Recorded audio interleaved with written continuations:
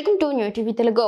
Super star Mahesh Babu మేనల్లుడు సిద్ధార్థ్ గల్లా త్వరలో పెళ్లి పెట్టలేకపోతున్నారు. కొరియాకు చెందిన యువతి హైన్తో ప్రేమలో ఉన్న సిద్ధార్థ్ కుటుంబ సభ్యుల సమక్షంలో ఘనంగా నిశ్చితార్థం చేసుకున్నారు.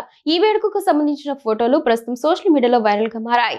ఈ శుభకార్యానికి మహేష్ బాబు కుటుంబ సభ్యులు, సన్నిహిత బంధువులు హాజరై సందడి చేశారు. మహేష్ బాబు సతీమణి నమ్రత శిరోద్కర్ తన ఇన్స్టాగ్రామ్ ఖాతాలో ఎంగేజ్మెంట్ వేడుకకు సంబంధించిన ప్రత్యేక ఫోటోలను షేర్ చేస్తూ కాబోయే వధూవరులకు శుభాకాంక్షలు తెలిపారు. ఫోటోలో నమ్రతతో పాటు మహేష్ బాబు సోదరిమణులు, కుటుంబ సభ్యులు కనిపించారు. ముఖ్యంగా మహేష్ అన్న దివంగత రమేష్ బాబు కుమార్తె భారతి కూడా ఈ వేడుకలో ప్రత్యేక ఆకర్షణగా నిలిచింది.